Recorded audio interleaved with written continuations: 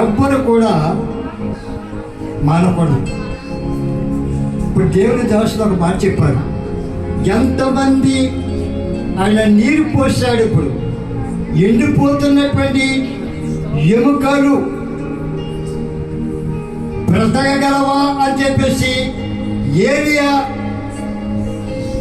ఏలియాని దేవుడు అడిగినట్లుగా ఈ మధ్యాహ్న సమయంలో పాస్టర్ గారు ఎండిపోతున్నటువంటి చెట్లకు నీరు పోయడానికి వచ్చి నీరు పోస్తారు. ఎవరు ఇప్పుడు కొంచెం బ్రతుకుతారు, ఎవరు నీరు తీసుకున్నారు, ఎవరు నీరు అనుభవించారు. ఈ రాత్రి సమయంలో రెండంతల నీరు, రెండంతల ఆత్మ ఎలీషా పొందినట్లుగా ఈ సంఘంలో అందరూ పొందని తెలుస్తుంది. అందరూ సిద్ధపడి రావాలి, ప్రతి వారు రావాలి. అందరూ వచ్చి కలిసి ఈ రాత్రి ఎంతైనా పర్వాలేదు. టైం ఎవరో చూడొద్దు, టైం ఎవరో చూడకండి. సాతాను మరణం వస్తే టైం ప్రకారంగా రాదు, ఎప్పుడు వస్తుందో ఎవరికి తెలియదు. అందుకే యేసు చెప్పాడు, శోధనలో పడకుండా నిమిత్తమై మెలకువ కనుగొని ఏం చేయమన్నాడు? ప్రార్థన చేయండి. హల్లెలూయా, హల్లెలూయా, ఆమేన్. స్తోత్రం.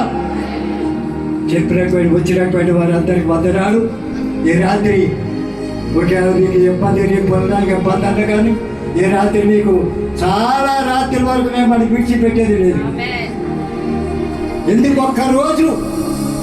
ఒక్కరోజు బంధుత్వం మాకు కావాలి, ఒక్కరోజు సంతోషం మాకు కావాలి, ఒక్కరోజు మీతో కలిసి దేవుని ఆత్మలో కంతులు వేసే రోజు కావాలి.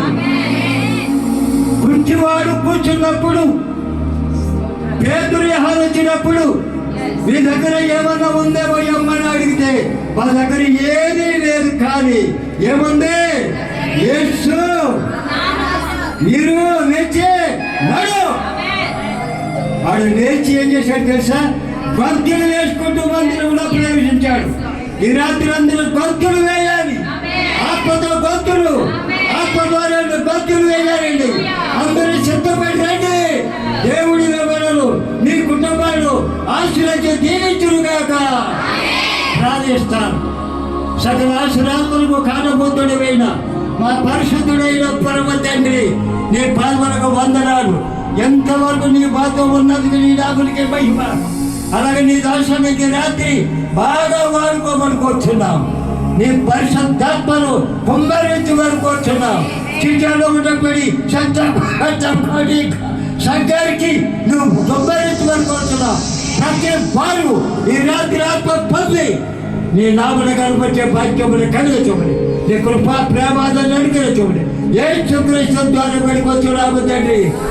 మన తండ్రి నీ హృదయం యొక్క ప్రేమయు, కుమారుడని యేసు క్రీస్తు యొక్క కృపయు, ఆదరణకర్తల పరిశుద్ధాత్మ యొక్క సహవాసం సహాయము ఎప్పుడు ఎల్లప్పుడూ సదాకాలము తోడైండుగాక.